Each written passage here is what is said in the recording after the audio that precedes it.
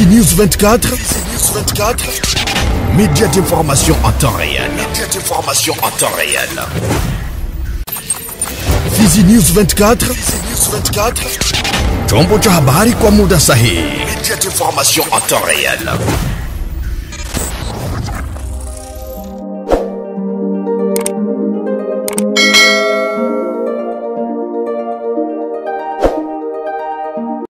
Amani ya Mwenyezi Mungu yu pamoja nawe, mtazamaji wa TV Fizi News 24. Ambatana nasi kwa tarehe ya leo tukiwa 21 Mei 2025. Karibu kupokea huduma zetu. Tunakutangazia toka mashariki mwa DRC, jimboni Kivu Kusini. Natasha Mingo Androya ni mtangazaji wako. Tuangazie habari hizi na habari za usalama. Jumla ya wakimbizi 786 wa Rwanda wamerejeshwa nchini Rwanda kupitia kituo cha mpaka cha Grand Barriere huko Goma, mji mkuu wa jimbo la Kivu Kaskazini.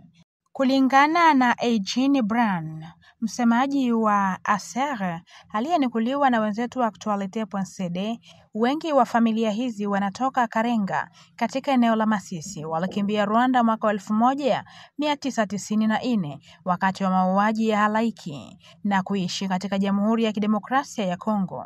Tangu kutekwa kwa Goma na AFC M23 mwishoni mwa Januari, wamehifadhiwa katika kituo cha watu waliokimbia makazi yao huko Sake, karibu kilomita 20 kutoka Goma. Vyanzo vya usalama na kibinadamu vinaonyesha kuwa familia hizi hazikuruhusiwa kurudi katika vijiji vyao huko Kongo baada ya kuwasili kwa AFC M23 ambayo iliwalazimu kuondoka Karenga huko Masisi ili warejee Rwanda. Baada ya kuwasili kwenye mpaka wa Rwanda, familia hizi zilikaribishwa na mamlaka za ndani za Rwanda. Prosper Mulindwa, kiongozi wa Rubavu, alihakikisha tutafanya kila kinachowezekana kuwaunganisha tena katika jamii ili wawe na majukumu sawa, haki sawa na Wanyarwanda wengine. Mwishoni mwa wiki iliyopita, zaidi ya raia 300 walifukuzwa kutoka Goma hadi Rwanda. AFC M23 inadai kuwa walikuwa Wanyarwanda katika hali isiyo ya kawaida. Miongoni mwao walikuwa wanaume 181, hasa wa kabila la Wahutu, waliotolewa kama raia haramu wa Rwanda. Waliunganishwa na familia zao, walisafirishwa kwa malori yaliyorekodiwa na AFC M23. Watu hawa awali walikusanyika katika uwanja wa Inite huko Goma. Wengi wao walikuwa na vitambulisho vya Kongo. Mapema mwezi Machi, mamlaka ya AFC M23 tayari ilikuwa imewakabidhi Rwanda watuhumiwa 20 wa vikosi vya kidemokrasia vya ukombozi vya Rwanda, FDLR, wakiwa wamevalia sare za FARDC, vikosi vya jeshi ya DRC. Operesheni hii iliandaliwa Jumatatu Mei 19 mwaka 2025 na kamishina mkuu wa Umoja wa Mataifa wa kuhudumia wakimbizi ASER kwa ushirikiano na mamlaka ya vuguvugu la silaha la AFC M23.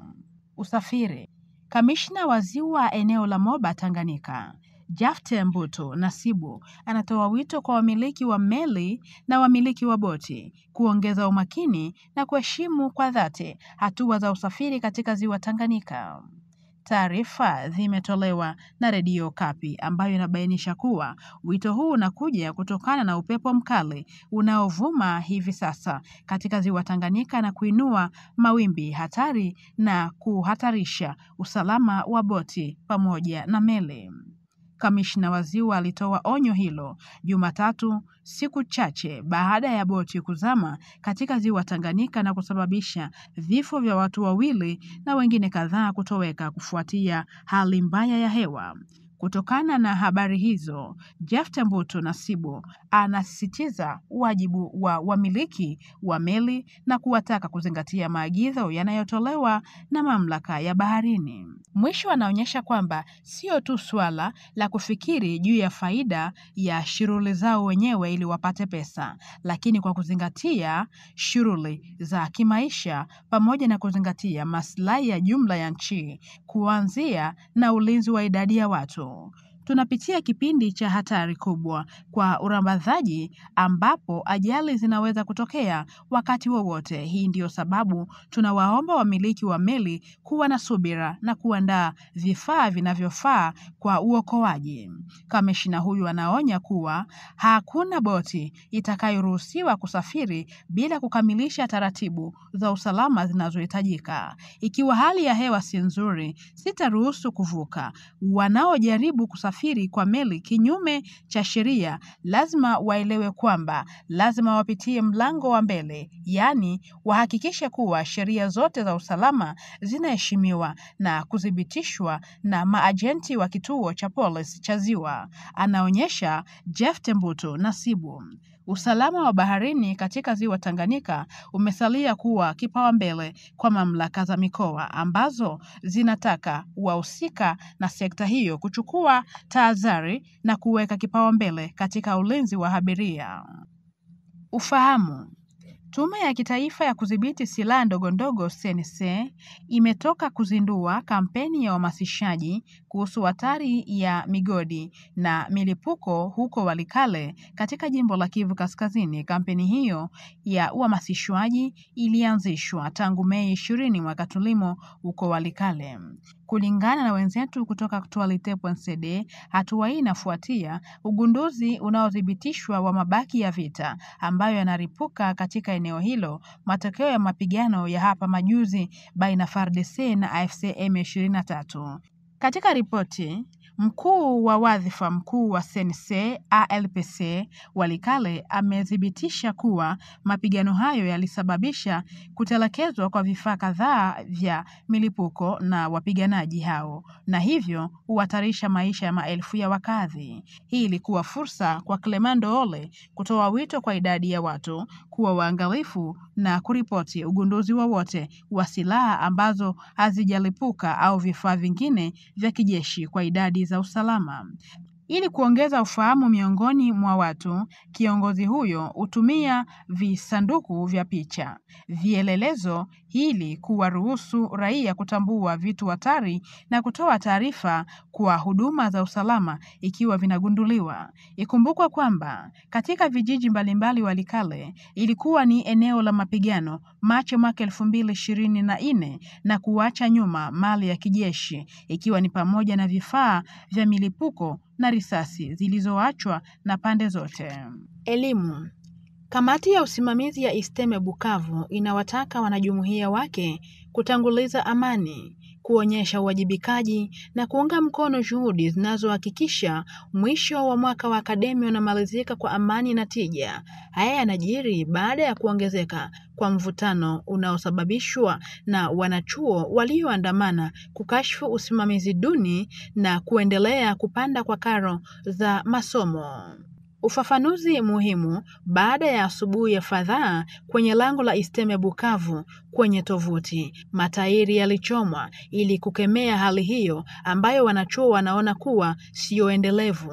Wanachuo hao walikashifu kile kilichoitwa usimamizi mbaya na ongezeko la mara kwa mara la ada za masomo, huku hali ya masomo ikiendelea kuzorota. Kwa mujibu kamati ya usimamizi ya ISTEME Bukavu, inachukizwa na sumu hizi na kuhakikishia kuhusu uendeshaji mzuri wa kalenda ya kitaaluma, matokeo ya mazungumzo ya kujenga na wawakilishi wa wanachuo na viongozi wa madarasa.